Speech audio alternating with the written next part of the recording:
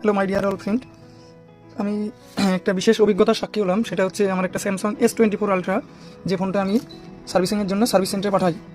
সেটা Barasat service centre, লোকালের মধ্যে, আমাদের লোকালে পড়ে বারাসাত সার্ভিস সেন্টার, সেখানে পাঠাই। ফোনটা আমার ছিল ওয়াটারপ্রুফ বলে, IP69 বলে বিক্রি হয়। তো সেই হিসাবে আমরা এটা সুইমিং পুলে ভিডিও করতে গিয়ে ফোনটা লিকুইড ড্যামেজ হয়। আমি সেখানে ফোনটা, যেহেতু আমি একজন মোবাইল টেকনিশিয়ান, তাই নিজের ফোনটাই খুলে দেখি যে বেস, যেটা LCD বেস হয়, যেখানে LCDর কানেকশান, যারা মোবাইল রিপেয়ারিং করে তারা সকলেই জানে, যারা না জানে তাদেরকে বোঝানোর জন্য দেখাচ্ছি। এখানে যে LCDর যে কানেকশান আছে, এই জায়গাতে লিকুইড লাগার কারণে ড্যামেজ হয়ে যায়, এবং এই বেসটাতে যে কানেকশান আসে মাদারবোর্ড থেকে, এটা আসে, এই বেসটাতেও ড্যামেজ হয়। তো ফোন আমি যখন খুলি তখনও ফোনটা অন ছিল এবং হোয়াইট ডিসপ্লে ছিল, হোয়াইট ডিসপ্লে হয়ে যায়। তো আমি সার্ভিস সেন্টারে কারো থ্রু, ভেন্ডার থ্রু পাঠালাম, যেহেতু নিজের যাওয়া সম্ভব না কাজ থেকে। পাঠালে ওরা জানায় যে ফোনটাতে ডিসপ্লে খারাপ আছে, আপনাকে পার্ট আমার কাছে নেই, আনাবো সার্ভিস সেন্টারে, আনিয়ে করতে গেলে রিপেয়ারিং আনুমানিক 22 থেকে 25 হাজার টাকা খরচ হতে পারে। তো আমি এগ্রি হয়ে যাই যে এমনই দাম আছে, অরিজিনাল রাইট দাম বলেছে। 3 দিন পর ওরা ফোন করে আমাকে, 2 দিন কি 3 দিন পর করার পর আমাকে বলে আপনার ফোনে 68,000 খরচ আছে, যেটা ফোনের দামই এবছর বিগ বিলিয়নে অফারে ফোনের দামই এসেছিল 70 থেকে 72 হাজার টাকার মধ্যে। সেখানে আমাকে ফোনের খরচই বলে 68,000। তো যাকে দিয়ে পাঠাই তাকে বলি যে ফোনটা রিটার্ন নিয়ে এসো। আর সার্ভিস সেন্টারে তখন আমাকে বলে যে আপনাকে লিখিত দিতে হবে, ফোনে কোনো ড্যামেজ হলে ফোন আমরা কোনো দায়িত্বতে যাবো না, তোমার প্রবলেম তোমাকে সলভ করতে হবে। আমি বললাম ঠিক আছে, লিখিত দিতে পারবো না, যেহেতু LCDটা তুমি চেক করে দিচ্ছ না, তাই আমি ওইভাবে লিখে দিতে পারবো না। যদি তোমার কাছে কোনো অন্য ফোন থাকে সেখানে আমাকে চেক করে দিয়ে দাও, আমি তোমাকে তার যা রাইট দাম আছে দিয়ে নিয়ে নিচ্ছি। ওরা বলে হবে না, আমি রিটার্ন নিয়ে আসি। এবং তার 2 দিন পরে আমি আরেকটা সার্ভিস সেন্টারে যাই ফোনটা নিয়ে, নিজের ফোন যেহেতু, কাস্টমারেরটা বলতে পারবো না কী করে। কাস্টমার আমাদের কাছে অনেকবার রিপোর্ট করেছে যে দাদা সার্ভিস সেন্টারে উল্টোপাল্টা চার্জ করে। তো আমরা তখন কী করি, নিজে সার্ভিস সেন্টারে যাই এবং নিজে অভিজ্ঞতা, নিজের কাছে যেটা হয় সেটাই বলছি।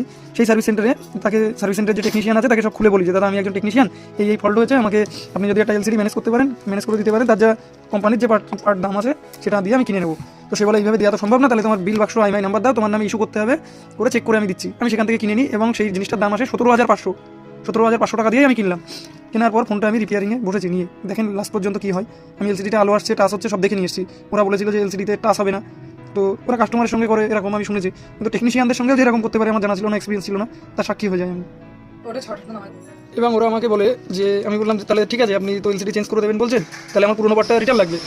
তো ওরা বললো যে পুরোনো পার্ট তো ওইভাবে রিটার্ন হয় না, পুরোনো পার্ট রিটার্ন নিতে, যেহেতু আমি জানি, যে যাকে দিয়ে পাঠিয়েছি সে আমাকে বললো পুরোনো পার্ট নিতে গেলে তোমাকে আধার কার্ডের জেরক্স দিতে হবে এবং সেখানে লিখিত দিতে হবে যে তুমি যে জিনিস নিয়ে যাচ্ছ তা থেকে পরিবেশ দূষণ হলে তার দায়িত্ব তোমার। আদেও এতে কতটা পরিবেশ দূষণ হয় কিংবা নিয়ম আছে কিনা আমি নিজেই জানি না, যাইনি। এখানে গেলাম, আমার পুরোনো পার্টটা রিটার্নও দিয়েছে এবং অরিজিনাল LCD উইথ ফ্রেম।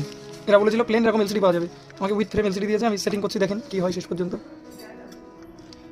उसके बाद से पूरा बोर्ड खोल के लाया मैं, तो अभी कर रहा हूँ, देखिए कैसा है, कल कैसा होता है।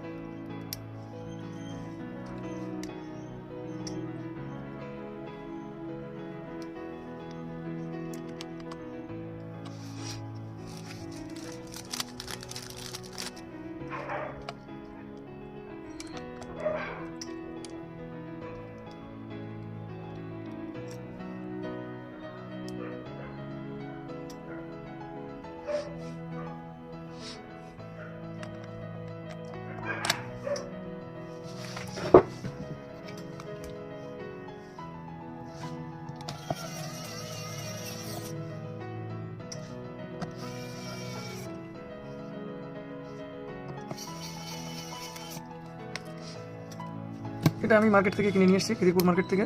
এই ফ্লেক্সটা, ওরা যেটা ফ্লেক্সটা বলেছিল খারাপ, হ্যাঁ খারাপ, ফ্লেক্সটা সত্যিই খারাপ ছিল। তো ফ্লেক্সগুলো তো অফিসিয়ালি ওরা বিক্রি করতে পারে, বিক্রি হয়ও বাইরে থেকে, না দেখেই, পুরোটা না দেখেই বলে আমাকে যে থিনার দিয়ে বোর্ড ক্লিন করা আছে, বোর্ড আমরা ওই বোর্ডে কাজ করতে পারবো না, বোর্ড চেঞ্জ করতে হবে। তো আমার বোর্ডটা যদি চেঞ্জই করি, আমি 68,000 দিয়ে যদি আমাকে চেঞ্জই করতে হয়, তো আমি আর 2,000 টাকা দিয়ে কেন, কি 3,000 টাকা দিয়ে কেন আমি নতুন ফোন নেবো না? সেম ফোনই তো নতুন পাওয়া যাচ্ছে মার্কেটে, 70-72 হাজার টাকাতে বিগ বিলিয়ন এসেছিল, কেন আমি নতুন ফোন কিনবো না? ফোনটাতে মাদারবোর্ড চেঞ্জ করলে আমার ডেটা থাকবে না, তো ডেটার জন্যই তো ফোনটা রিপেয়ারিং করার জন্যই আমি চেষ্টা করেছিলাম। আর খরচটা এত হয়ও না, জানি না ওটা স্ক্যাম নাকি, ওরা কীভাবে কী হিসাব করে বলেছিল ওরাই জানে, ভগবানই জানে। তো ফোনটা দেখি একবার লাগালাম, তো স্পেস কানেক্টার অন করে দেখি কী অবস্থা।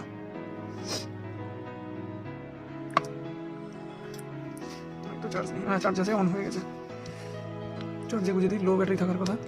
চার্জ কদিন আমি চার্জে বসাই নি, আর চার্জ দেওয়া হয়নি।